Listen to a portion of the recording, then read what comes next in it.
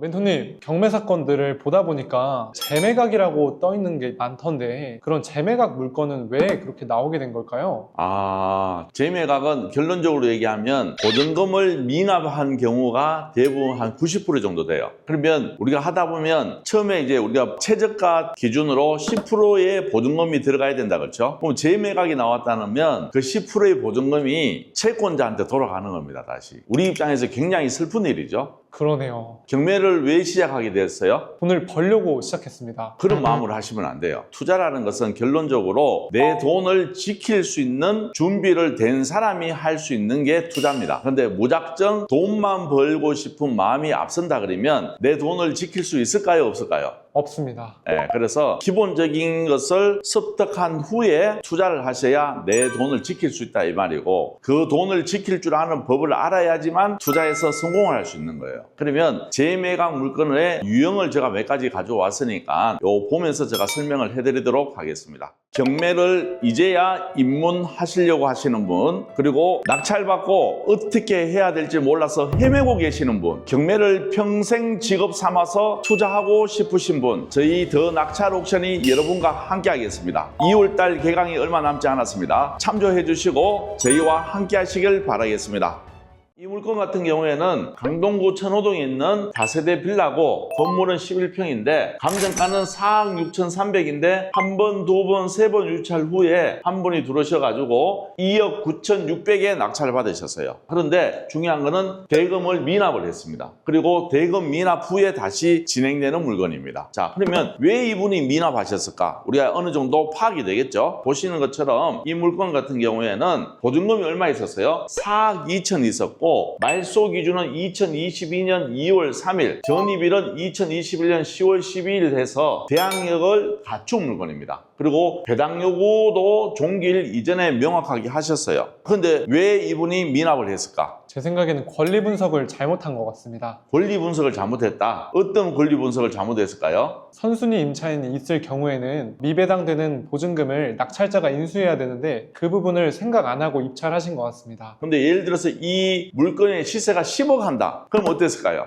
그러면 입찰 당연히 해야 될 것 같습니다. 그러면 이분은 잘 하신 거다, 그렇죠? 네. 근데 제일 중요한 건 뭐냐면 말소 기준보다 빠른 전입이 있는 대항력 있는 임차인이 있을 경우에는 시세를 잘 파악을 하셔야 되겠죠. 시세가 이 보증금보다 얼만큼 더 높으냐가 중요한 거예요, 이게. 이분은 보증금 4억 2천인데 예를 들어서 시세가 4억 5천에 그러면 이분이 2억 얼마 쓰면 어떻게 됩니까? 입찰금이 배당 순서에 따라서 가져가고 미배당된 것은 어떻게 해야 돼요? 낙찰자가 이 땡땡이라는 이 선순위 임차인한테 내가 돈을 줘야 된다 이 말이에요. 시세랑 전세금이나 차이 없을 때는 내가 굉장히 조심해야 돼요. 그런데 예를 들어서 이게 매매 시세가 한 10억 하는 물건이다. 그러면 2억에 낙찰받고 배당 순서를 따져봐야 되겠지만 특별한 세금이라든지 이런 게 없다 그러면 내가 인수해야 될 게 거의 없겠죠. 그럴 때는 상관이 없는데 이분이 제가 봤을 때는 시세 조사를 명확하게 안 하고 입찰을 받기 때문에 이런 일이 생겼지 않나 이렇게 생각됩니다. 이해되시겠어요? 네, 이해했습니다. 그러면 이분 입장에서는 슬프게도 1,960만 원 상당의 돈을 입찰 보증금을 넣었는데 채권자한테 배당할 때 가져갈 수 있는 돈으로 편입된다 이 말입니다. 그래서 우리가 경매할 때는 시세 조사를 잘 해야 된다 이렇게 보시면 될 것 같습니다. 자, 그리고 두 번째 유형을 보도록 할게요. 불허가는 왜 나옵니까? 불허가는 말 그대로 허가가 안 났는 거지. 법원에서 실수했을 수도 있는 거예요, 이게. 아니면 우리가 현황 조사서에 안 나타나는 때로는 권리상 매각 물건 명세서상에 없는 게 나타나가지고 낙찰 본 사람이 피해가 될 수 있잖아. 이제 낙찰 받은 사람이 이의 신청했겠지. 그러면 어떻게 되느냐면 법원에서 봤을 때 그래 우리가 잘못했다. 매각 불허가 나오는 거지. 근데 이런 경우도 있지. 얼마 전에는 우리가 보면 경매지 사진 있잖아. 사진을 법원에서 잘못 찍은 거야 이게. 우리 해당 물건 찍어야 되는데 그 옆집을 찍은 거야 이게. 근데 우리 보니까 현장하고 우리 사진이 틀리잖아. 사실 아무 상관없어. 우리 입장에서는. 그 물건인지 아니까. 근데 중요한 거는 낙찰 받았는데 좀 이상하잖아 내가. 혹시 예를 들어서 단독 낙찰 받았는데 내가 생각했는 것보다 좀 금액을 내가 높게 썼다든지 막 이런 상황이 되잖아. 그러면 매각 불허가 신청하면 돼 이런 거는. 무슨 사유로? 법원에서 너게 사진 잘못 찍었잖아. 그래서 나는 네 사진만 믿고 들어갔는데 합리적이 못한 일을 당했다. 너게 책임져라. 이렇게 하면 불허가 나온다니까. 그건 진짜 명백한 잘못. 좀 명백한 잘못이지. 근데 어떻게 보면 그거 아무것도 아니잖아. 사진 하나 잘못 찍었는 것 같고는. 우리가 그런 사소한 거 가지고도 불허가 신청할 수 있다니까. 자, 이 물건 같은 경우에는 아파트고 건물 면적은 34.73, 감정가 10억이 한 번 유찰되어서 입찰 인원이 4분이나 오셨습니다. 근데 이분이 낙찰 금액이 얼마? 9억 7천에 입찰 오셨어요. 그런데 또 이것도 왜 미납이 되었다? 말소 기준은 16년 1월 11일입니다. 그리고 전입일은 99년이에요. 그러면 김땡땡이라는 분이 대항력이 있어요, 없어요? 있습니다. 대항력이 있고 확정일자는 안 받았어요. 상관이 있어요, 없어요? 없습니다.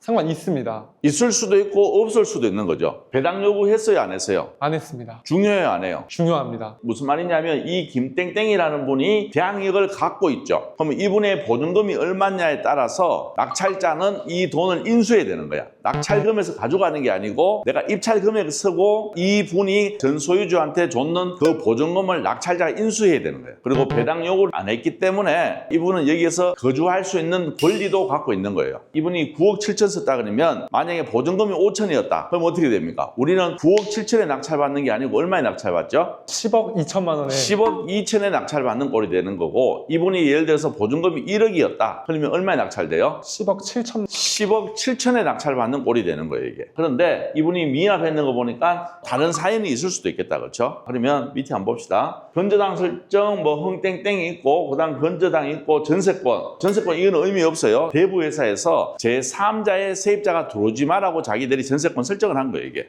우리는 후순위 전세권이기 때문에 크게 신경 쓸 필요는 없다. 오케이. 자, 이렇게 되었습니다. 그러면 양지 대림 아파트 네이버 부동산 실거래가 보시면 우리는 141입니다. 보시는 것처럼 12월 달에 10억 2천, 10억 3,500이 거래됩니다. 그런데 우리가 지금 미상의 보증금을 알 수 있나요? 없나요? 없습니다. 입찰 들어가려면 어떻게 해야 돼요? 확인해봐야 됩니다. 그 보증금을 확인하고 들어가야 된다 이 말이지. 예를 들어서 금융권에서 건저당 설정돼 있고 선순위 세입자가 있는데 이분이 전입일은 빠르고 금액이 안 나타나는 사람들도 꽤 많아요. 근데 금융기관에서 돈을 빌려줬기 때문에 그분들이 무상임차 확인서가 들어갔지 않겠냐 이렇게 추측을 할 수도 있어. 그렇게 추측하면 리스크는 누가 가져갑니까? 낙찰자가 가져가야 된다 이 말이에요. 이런 리스크를 가져가면 안 되죠. 보증금 미상의 선순위 대항력이 있는 임차인이 있다 그러면 내가 이분의 보증금을 무조건 확인하고 들어가셔야 돼. 그렇지 않고는 내 돈이 날아간다 생각하고 들어가셔야 돼요. 자, 이 물건도 보시면 4분의 입찰자가 들어왔습니다. 결론은 3분의 입찰자는 승리하신 거예요.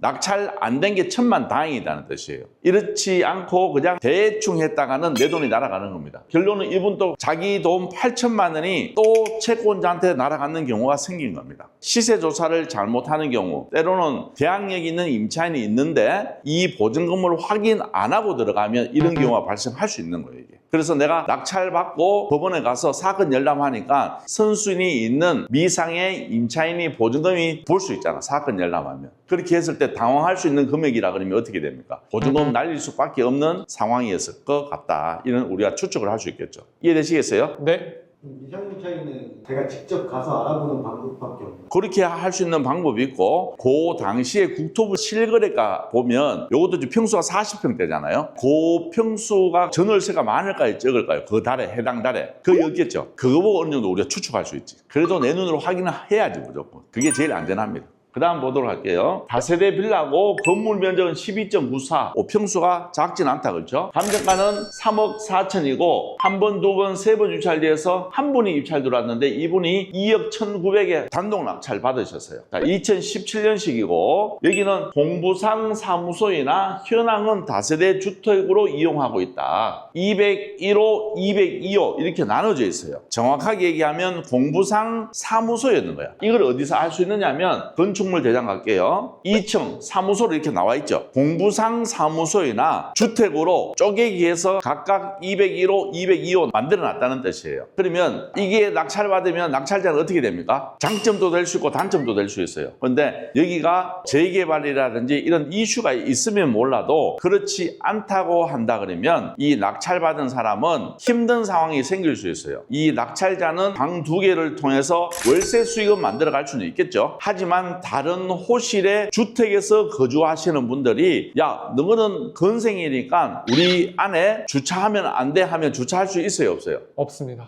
못하는 거예요, 이게. 그런 태클이 굉장히 많이 들어요. 안 그래도 주차 여건이 안 좋은데 너네들은 처음부터 건생으로 되어 있고 건생에 필요한 요건을 갖춘 주차 대수는 없어서 그러니까 너희는 주차할 수 있는 권리가 없어. 이렇게 얘기하면 주차할 수 없는 거예요, 이게. 그러면 내가 주인이야. 세입자한테 당연히 주차된다고 얘기하겠죠. 근데 세입자는 주차하러 왔어. 근데 다른 호실에 있는 분들이 당신 어디서 왔어요? 저 2층에서 사는데요. 2층에는 공부상 건생이기 때문에 여기서 주차 못합니다. 나가세요. 주인한테 전화한다 안 한다? 할 것 같습니다. 주인한테 전화하겠죠. 그럼 주인이 해줄 수 있는 조치가 있어요, 없어요? 할 수 있는 거는 동네 외부 주차장을 이용할 수 있는 방법밖에 없는 거예요, 이게. 그런 불리한 상황도 생길 수도 있고 그렇게 안 한다. 왜 너네들이 왜 우리 세입자한테 그렇게 하느냐? 이렇게 하면 그 똑똑한 사람들 어떻게 하느냐 하면 네 그러면 건생을 주택으로 바꿨으니까 유방 건축물이니까 내 신고하면 네 1년에 평방미터당 한 10만 원만 잡더라도 한 400, 500 나오겠다, 그렇죠? 이 정도 금액 네 내고 어떻게 할래? 그럼 뭐 선택해라. 그럼 뭐라 하실래? 죄송합니다 해야지. 그러면 이제 내가 어느 날 갑자기 인생이 갑의 위치에서 을의 위치로 완전 바뀌는 거야, 이게. 그래 항상 이 건생의 부분의 주택을 보유할 때는 을의 위치에 계속 있을 수밖에 없다 이 말이에요. 그러니까 굉장히 불합리한 상황도 생길 수도 있다. 근데 이게 뭐 특별히 개발구역 안에 있다든지 그러면 몰라도 그렇지 않다 그러면 굳이 이런 물건을 내가 보유할 이유가 있다 없다? 없습니다. 없다. 그래서 이런 물건은 하지 마시기 바랍니다. 알았죠? 네. 네. 그 다음 물건 보도록 할게요. 여기는 다 가구입니다. 우리 같은 서민들이 어떻게 보면 가장 갖고 싶어 하는 게 매달 현금 흐름을 할 수 있는 이런 다가구잖아. 근데 이런 다가구조차도 내가 조금 준비된 사람이 하셔야 되는 거예요, 이게. 그냥 다가구 하면 월세 나온다. 이 생각만 빠져버리면 모든 게 너무 긍정적으로 보일 때가 있어요. 그렇게 하면 안 돼요. 사람은 냉철해야 되고 냉정해야 되고 객관적인 판단이 들 때까지 저희들은 계속 시세 조사를 시키잖아. 그렇지 않으면 나의 재산이 어떻게 됩니까? 날아간단 말이에요, 이게. 현금 흐름을 하는 거는 누구한테나 꿈이고 누구에게는 인생에 평생 한 번밖에 없는 기회일 수도 있잖아. 그런데 그 좋은 기회를 명확하게 알고 잘 준비해서 제대로 된 걸 하셔야 된다 이 말이에요. 해당 물건도 보시면 토지가 39.9평 약 40평 되고 건물은 102평 감정가 18억인데 한번 유찰을 했을 때 세 분이나 들어왔어요. 근데 이분이 낙찰 금액이 17억이었어. 그리고 요 해당 물건은 제가 잘 아는 물건이에요. 왜? 그 바로 옆에 단독주택을 제가 지분으로 받았는 게 있기 때문에. 그래서 너무나 잘 아는 위치고 너무나 잘 아는 물건이 경매로 나와서 깜짝 놀랐어요. 이 물건은 2020년식이고 말소 기준보다 빠른 대항력 있는 임차인은 없습니다. 그러면 결론적으로 분리상 문제는 전혀 없다는 뜻이죠. 그러면 이제는 시세 조사만 잘하면 전혀 문제가 있다 없다? 없습니다. 없다는 뜻입니다. 월세도 월세이겠지만 아무리 월세를 많이 받는다 하더라도 시세보다 내가 높게 받으면 돼요 안 돼요? 안 됩니다. 그럼 안 되잖아. 그래서 주위에 있는 매물을 꼭 확인하셔야 되고 거래된 시세를 꼭 체크하셔야 된다 이 말이에요. 그러면 매물부터 한번 보도록 합시다. 자, 우리 해당 물건의 위치를 보도록 할게요. 여기는 신림역이고 옛날에 이제 신림동 계신 분 잘 아시겠지만 신림역에서 위로 올라오시면 북쪽으로 올라오다 보면 여기 복개도로가 있습니다. 복개도로. 이 복개도로를 건너편에 있는 게 저희 해당 물건이에요. 우리 해당 물건 바로 직전부터 오르막이 시작됩니다. 그래서 우리 위치는 한 이 정도 되겠다, 그렇죠? 21억짜리 한번 봅시다. 49평, 평당 한 4천만 원 정도 나와요. 우리 게 얼마입니까? 39.98, 약 40평 되잖아. 그럼 4, 4, 16, 16억 정도 한다는 뜻이에요. 호가가 16억이라 그러면 매매 가격은 16억보다 안 한다는 뜻이에요. 다른 물건 볼게요. 19억짜리도 있다. 얘는 평지에 됐답니다. 평지, 49평, 평당 3,800에 나와 있습니다. 우리는 약간 오르막이라 얘기했죠. 진입로가 굉장히 안 좋아요, 사실 우리 물건은. 그런데 얘는 지금 3,800에 나옵니다. 4천만 원도 안 한다는 뜻이에요. 자, 그러면 물건 한번 봅시다. 4천만 원 기준 잡더라도 4, 4, 16, 16억이에요. 근데 이분이 얼마 썼어요? 17억이 써버린 거야. 그런데 16억짜리나 17억짜리나 15억짜리나 14억짜리나 보면 월세 차이는 없습니다. 그 대신 가보면 도로 여건이 조금 더 좋다든지 평지라든지 때로는 전철역에서 거리에 따라서 가격이 조금씩 차이는 납니다. 그런데 아셔야 되는 게 뭐냐면 지금처럼 금리가 비싸고 전세 매물을 사람들이 안 들어가고 월세만 찾을 때는 공실 없이 다 운영을 할 수가 있어요. 하지만 금리가 떨어지잖아? 그러면 어느 것부터 공실이 생길까요? 전철에서 먼 곳부터 공실이 생길 것이고 진입로가 안 좋은 곳부터 공실이 분명히 생긴다 이 말입니다. 그래서 여기는 입지적으로 지금 당장은 상관없지만 앞으로 보유할 때는 어느 정도 리스크를 감안해야 될 지역이고, 공실이 생기면 주인 입장에서는 그 월세를 계속 유지하려고 할까요? 공실 리스크 없게끔 월세를 조금 낮출까요? 낮출 것 같습니다. 낮추겠죠. 내 혼자 똥배짱을 부릴 수는 없단 말이야. 남들 다 40만 원 받는데 나는 그래도 2024년도에는 50만 원 받았어. 그래서 나는 계속 50만 원 받겠다고 하다 보면 유지가 될까요? 안 될까요? 안 됩니다. 절대 안 되겠죠. 그래서 경매라는 것은 결론은 뭐냐면 누가 시세조사를 명확하게 하고 그걸 기준으로 입찰가를 선정하느냐, 이게 굉장히 중요한 얘기입니다. 그러면 결론은 이분도 보시는 것처럼 슬프지만 1억 4천이라는 돈이 나하고 아무 상관없는 채권자한테 또 들어가게 됐어요. 1억 4천이 큰 돈이에요, 작은 돈이에요? 너무 큰 돈입니다. 너무 큰 돈이단 말이에요, 이게.